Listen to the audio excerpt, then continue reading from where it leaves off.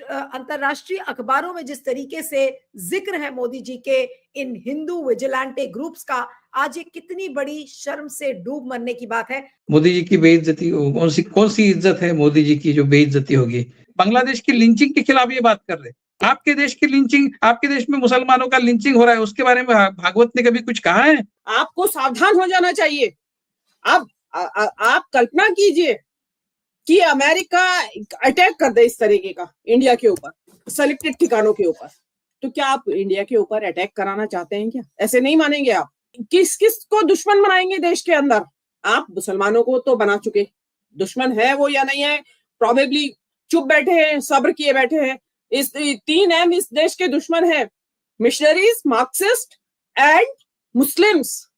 पहले मुसलमानों से निपटेंगे, अब ईसाइयों का नंबर आया है। आपकी बहुत बड़ी साइजेबल आबादी हिंदू धर्म की, हिंदुओं की पूरे वर्ल्ड में रहती है, अमेरिका में भी रहती है, यूरोप में भी रहती है, ऑस्ट्रेलिया में भी रहती है, मुस्लिम वर्ल्ड में भी रहती है।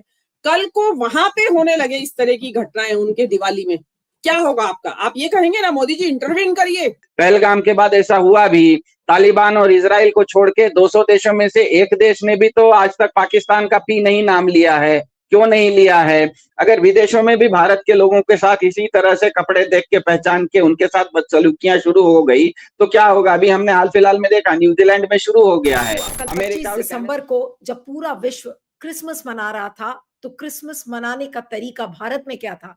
जितने सांता क्लॉज की मूर्तियां हैं उनको तोड़ दो। जहां पर भी क्रिसमस का सेलिब्रेशन हो रहा है, उस सेलिब्रेशन में जाकर या तो डंडे चलाओ, या तो लोगों को मारो, या तो पीटो। और एक तरफ क्या होता है? मोदी जी का पाखंड चलता है। वो चर्च में जाते हैं, चर्च में जो कैरल्स और हिम्स गाए जाते हैं उनको वो सुनते हैं, बड़ी बड़ी बातें करते हैं वो धर्मनिरपेक्षता की। क्यों? क्योंकि केरला में चुनाव है। केरला का चुनाव जीतने के लिए मोदी जी चर्च भी जाते हैं। मोदी जी चुनाव जीतने के लिए हो सकता है मस्जिद भी कभी चले जाएं। I am sure he will do that. लेकिन सवाल ये उठता है कि आज ज्यादातर देश क्रिश्चियन देश हैं। आप देखिए विश्व के जितने देश हैं ज्यादातर वहां पर क्रिश्चियनिटी फॉलो की जाती है। और ऐसे में आज क्या संदेश मोदी जी ने दिया है कि हमारी सरकार ऐसी है कि मैं तो चर्च जाऊंगा दिखावा करने के लिए, लेकिन मैं अपने साथ में गुंडों को, जो वीएचपी और बजरंग दल के जो गुंडे हैं, उनको मैं बोलूंगा कि जाकर लोगों को सबक सिखाओ कि खबरदार क्रिसमस मनाया। और उसका नतीजा क्या हुआ? आज दुनिया भर के अखबारों ने मोदी जी को नहीं बख्शा और मोदी जी की खूब आलोचना हुई। अब एक एक करके मैं आपको सारे स्क्रीनशॉट्स दिखाना चाहती हूं कि आप उन अखबारों के स्क्रीनशॉट्स देखें। ये देखिए, पहला, alarm as Hindu vigilante groups target Christmas celebrations in India। ये आई थिंक इंडिपेंडेंट की स्टोरी है। उसके लोगोज भी दिखाते चलिएगा कि जो इंटरनेशनल अखबारों ने किया है। ये APN news, Christmas violence grabs global headlines, time for Modi government to rein in the radicals। दूसरा अखबार, तीसरा अखबार दिखाइए, Christmas in India unfolds under the shadow of fear and intimidation। ये टीआरटी वर्ल्ड है। ये सारे अंतरराष्ट्रीय अखबार हैं जिनको मैं आपको दिखा रही हूं। मोदी जी भी आंख खोलकर देख ले कि देखिए, आप कुछ भी कहें, कितना भी चर्च और पादरियों के साथ आप बैठ जाएं, लेकिन जब तक आप अपने गुंडों को नहीं संभाल पाएंगे तब तक आपकी इसी तरीके से दुनिया भर में थू थू होती रहेगी। तो आज अंतरराष्ट्रीय अखबारों में जिस तरीके से जिक्र है मोदी जी के इन हिंदू विजिलेंटे ग्रुप्स का, आज ये कितनी बड़ी शर्म से डूब मरने की बात है। नहीं नीलू, मोदी जी की बेइज्जती जाने दीजिए, हमको मोदी जी की इज्जत से कुछ लेना देना नहीं है। बेइज्जती देश की हुई है, ये ज्यादा इंपॉर्टेंट है। मोदी जी की बेइज्जती, कौन सी इज्जत है मोदी जी की जो बेइज्जती होगी? 2002 से जो गुजरात में मुख्यमंत्री बने थे तो कौन सी इज्जत कमाई उन्होंने दुनिया भर में? वो तो एक बहुत ही कम्युनलिस्ट और एक बहुत ही एंटी मुस्लिम, इस तरह से उनकी इमेज पहले से ही बनी है। क्रिसमस का सेलिब्रेशन हो या फिर मुस्लिमों का कोई दूसरा त्योहार हो, उसके सेलिब्रेशंस को सरकार के लोग तो बंद नहीं करवा सकते हैं। वो मुखदर्शक भले ही वो बने रह सकते हैं। मतलब जब ये गुंडे बजरंग दल के और विश्व हिंदू परिषद के इस तरह का काम करते हैं तो पुलिस देखिए खड़ी रहती है, कुछ नहीं करती। तो सरकार नहीं कर, डायरेक्ट उस पर सरकार का इन्वॉल्वमेंट नहीं दिखना चाहिए, लेकिन सरकार की पूरी शय है उसको। ये बेशरम तरीके से, इनको पता नहीं है कि दुनिया में अगर इसका बैकलैश आएगा, हिंदू लोग आज दुनिया के बहुत देशों में अपने फेस्टिवल सड़कों पर मना रहे हैं, वहां पर अगर उनके ऊपर इस तरह के हमले हुए तो ये क्या करेंगे, किस तरह से जवाब देंगे। आज बांग्लादेश की लिंचिंग के खिलाफ ये बात कर रहे हैं। आपके देश की लिंचिंग, आपके देश में मुसलमानों का लिंचिंग हो रहा है, उसके बारे में भागवत ने कभी कुछ कहा है? ये नहीं होना चाहिए, क्यों नहीं कहा है? फिर बांग्लादेश में हिंदू लड़कों का लिंचिंग हुआ तो आप यहाँ से कह रहे हैं कि मदद करो उनको। कैसी मदद की जा सकती है बताइए? आप बताइए कि कैसी की जा सकती मदद? यहाँ से क्या सेना भेजी जा सकती है? नीलू जी, जो मैसेज दुनिया में गया है उसका जो जवाब आएगा वो एक आध दिन में या हो सकता है आजकल में ट्रंप की तरफ से आ जाए। दर्शकों के एक जानकारी के लिए बता दूं कि नाइजीरिया में वहां पे काफी जो एक्सट्रीमिस्ट ग्रुप थे वहां पे वो बहुत ज्यादा क्रिश्चियंस का परसिक्यूशन कर रहे थे। तो अभी ट्रंप ने वहां उनके ऊपर, उनके जो ठिकाने हैं उनके ऊपर अटैक किया है, बम बरसाए गए हैं वहां पे, उनके जेट्स गए हैं वहां पे। तो आज जो वहां किया है उसने, और उसका सीधा सीधा क्लियर उसने अपने जो उसने कम्युनिके इशू किया है उसमें लिखा है कि क्रिश्चियंस के ऊपर जो अत्याचार हो रहे हैं उनको रोकने के लिए ये किया गया है। तो अब जो आपने इतनी सारी क्लिपिंग्स न्यूज़पेपर्स की दिखाई, तो वो न्यूज़पेपर्स इंटरनेशनल न्यूज़पेपर्स हैं, उनमें से majority of them are published from America only, US only. तो वहां पे वो खबर पहुंच चुकी है। और ये पूरे अगेन फिर बार बार दोहराना पड़ता है कि इंटरनेट के जमाने में कोई आपकी प्राइवेट नहीं रहती है, चीजें सब पब्लिक हो जाती है। कितना भी आप सीक्रेट रखने की कोशिश करें नहीं रखी जा सकती है। तो आप क्या अटैक करवाना चाहते हैं क्या इस देश के ऊपर? मेरा तो सबसे पहला सवाल ये है, आपने पहले तो टैरिफ का अटैक करा लिया अपनी बेवकूफियों से। इतनी बेवकूफी आपने की कि इस देश की अर्थव्यवस्था को सबसे बड़ा धक्का पहुंचाने वाले नोटबंदी और फॉल्टी जीएसटी के बाद ये जो टैरिफ का मसला है ये इसने सबसे ज्यादा इस देश को नुकसान पहुंचाया है। और अब आप ये कर रहे हैं, आपको सावधान हो जाना चाहिए।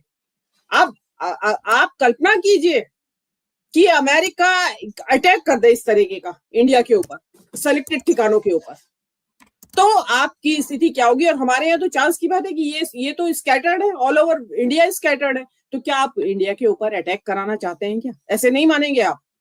और मोदी जी जो एक कॉल पे दुनिया ताली बजाने लगती है, दिए जलाने लगती है, क्या मोदी जी कल चर्च ना जाते वो बेटर रहता?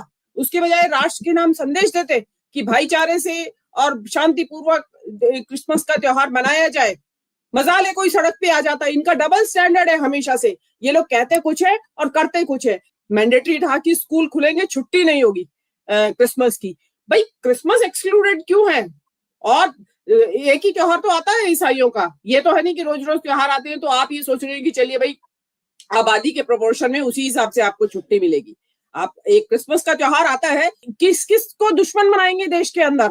आप मुसलमानों को तो बना चुके, दुश्मन है वो या नहीं है प्रोबेबली चुप बैठे हैं, सब्र किए बैठे हैं क्योंकि कमजोर स्थिति में है, रिटेलिएट नहीं कर सकते। अब आपने क्रिश्चियंस के ऊपर जिस तरीके का अटैक इस साल हुआ है, देखिए होता तो हमेशा से रहा है, ये आज से नहीं है। इनके तो गुरु जो है वो कह के गए हैं अपनी किताबों में कि 3 M है, इस 3 M इस देश के दुश्मन है, मिशनरीज, मार्क्सिस्ट एंड मुस्लिम्स।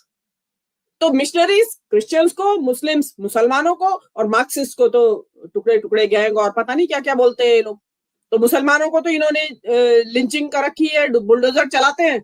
लेकिन ईसाइयों के ऊपर ऐसा नहीं है कि हमले नहीं हो रहे थे, जब से 2014 से भी पहले से हो रहे हैं। फादर ग्राहम स्टीन्स का याद करिए, कंधमाल को, वो वहां से हो रहे हैं। ऐसा नहीं है कि ये तो वो शुरुआत थी इन झगड़ों की। उसके बाद इन्होंने इनके बड़े स्ट्रेटजिस्ट हैं, पहले मुसलमानों से निपटेंगे और निपट लिए हैं ये लगभग मुसलमानों से। अब ईसाइयों का नंबर आया है। इसमें मोदी जी यही करेंगे, डबल स्टैंडर्ड। खुद मोदी जी मुंह पे पट्टी लगाए बैठे रहेंगे और ये फ्रिंज एलिमेंट गुंडागर्दी करते रहेंगे। मोदी जी चुप बैठे रहेंगे, बिल्कुल चुप लगाए बैठे रहेंगे। आप बोलते रहिए कुछ भी। मोदी जी तो चर्च की विजिट करके आ गए हैं। और मुझे अगर अफसोस होगा अगर केरल के लिए ये की गई है विजिट, और केरल में क्रिश्चियंस मोदी जी को सपोर्ट करते हैं, तो अगर वो करते हैं तो क्रिश्चियंस जो है केरल के और इस इंडिया के अपने लिए डेथ सेंटेंस इनवाइट कर रहे हैं। अगर वो वहां पे इस भाजपा सरकार को ये लोग अब वहां जाके सपोर्ट करते हैं, मतलब मुस्लिम टोपी तो आप पहनेंगे नहीं और चर्च में आप हाथ जोड़े खड़े हैं, और वो भी किस लिए कि आपको केरल में वोट चाहिए। बिल्कुल। लेकिन इस देश को आप कितने समय तक बेवकूफ बनाएंगे, कब तक बेवकूफ बनाएंगे? और बनाते रहिए। लेकिन आप कल्पना कीजिए कि अगर ट्रम्प यहाँ पे कुछ ऐसा घटनाक्रम कर देता है, मैं ये नहीं कह रही हूँ कि वो जेट भेज देगा या बम बरसाने के लिए, एनीथिंग, कुछ भी हो सकता है कि ये हो क्या रहा है, क्वेश्चन ही कर ले मोदी से, क्योंकि ट्रम्प अपने आप को इस वक्त ये साबित करने में लगा है कि मैं इस दुनिया के ईसाइयों का वो उद्धारक मैं हूँ, संरक्षक मैं हूं, उनका सेवियर। तो वो बोलेगा जरूर, आज नहीं तो कल बोलेगा, और उसको मोदी जी को बैशिंग के लिए कुछ चाहिए, उसको तो बड़ा अच्छा हथियार आपने दे दिया। लेकिन मेरा एक सवाल है, जो दर्शकों से भी है सवाल, आज हम यहाँ पे ईसाई समुदाय के जो लोग रहते हैं, या उससे पहले हम मुसलमानों को कर चुके हैं नेस्तनाबूद, ईसाइयों के त्योहारों में हम इस तरीके से तोड़फोड़ मचा रहे हैं, उनकी जिसको कहते हैं ना उनके रंग में भंग कर रहे हैं हम, और बता रहे हैं कि हाँ हम आ गए, वी हैव अराइव्ड। आपकी बहुत बड़ी साइजेबल आबादी हिंदू धर्म की, हिंदुओं की पूरे वर्ल्ड में रहती है, अमेरिका में भी रहती है, यूरोप में भी रहती है, ऑस्ट्रेलिया में भी रहती है, मुस्लिम वर्ल्ड में भी रहती है। कल को वहां पे होने लगे इस तरह की घटनाएं, उनके दिवाली में, उनके दशहरा में, उनके रक्षाबंधन, उनके नवरात्रे में, इस तरह के उनके गरबा में, विदेशों में इस तरह की मारपीट उनके साथ तोड़फोड़ होने लगेगी, तो आप दर्शक लोग क्या रिएक्शन देंगे, क्या होगा आपका? आप ये कहेंगे ना मोदी जी इंटरवीन करिए, असुरक्षित है भारतीय। तो आप भारतीय नहीं, हिंदू असुरक्षित है। आपको बांग्लादेश के में हिंदू की चिंता होती है, होनी चाहिए, सबको एक दूसरे की सुरक्षा की चिंता होनी चाहिए, वो चाहे धर्म को छोड़ के इंसानियत की रक्षा की सुरक्षा होनी चाहिए। लेकिन आप उस स्थिति में क्या करेंगे अगर वो बोल दे कि ये नहीं मनेगा, यहाँ पे आपका ये दिवाली, ये आपकी होली, आपकी ये नवरात्रे नहीं मनेंगे, और मने नहीं तो जाइए यहाँ से, देन क्या होगा? आप उनको असुरक्षित कर रहे हैं, जो आपकी रेमिटेंस आती है इतनी वहां से, और वो उनको आप असुरक्षा में डाल रहे हैं। आप जो खुद को एक शिक्षित और बड़ा विकसित देश होने की दावा करते हैं, उसके ऊपर एक बहुत बड़ी कालिक है, और इसका भी बैकलैश आना शुरू होगा, देखिए, क्योंकि अभी कल गुजरा है। अमेरिका में तो एक USCIRF करके एक संस्था ही है, उसने तो भारत को वॉच लिस्ट में डाल के रखा है। उस तरह के देशों को उसमें एक वॉच लिस्ट में उन्होंने डाल दिया है कि इन देशों में जो धार्मिक इंटॉलरेंस है, धार्मिक दृष्टि से जो स्वतंत्रताएं हैं वो खतरे में है करके अमेरिकी सरकार का ये रिपोर्ट है। तो मेरे ख्याल से तो ये जिस तरह से इन्होंने किया है वो इनके लिए समस्या तो देगा, अभी भी चिंता का विषय है, आने वाले समय में और ज्यादा चिंता का सबब बनेगा। क्योंकि अगर भारत में आप अपने आप को 100 में से 80 मानते हैं, इसीलिए दूसरों से बदसलूकी करेंगे, तो ध्यान में रखिएगा कि दुनिया में तो आप 80 में सिर्फ 10-15 हैं। तो विश्व के बहुसंख्य अगर आपको अल्पसंख्य मानकर आपके साथ बदसलूकी करने लग जाए तब क्या होगा? पहलगाम के बाद ऐसा हुआ भी, तालिबान और इजराइल को छोड़ के 200 देशों में से एक देश ने भी तो आज तक पाकिस्तान का पी नहीं नाम लिया है। क्यों नहीं लिया है?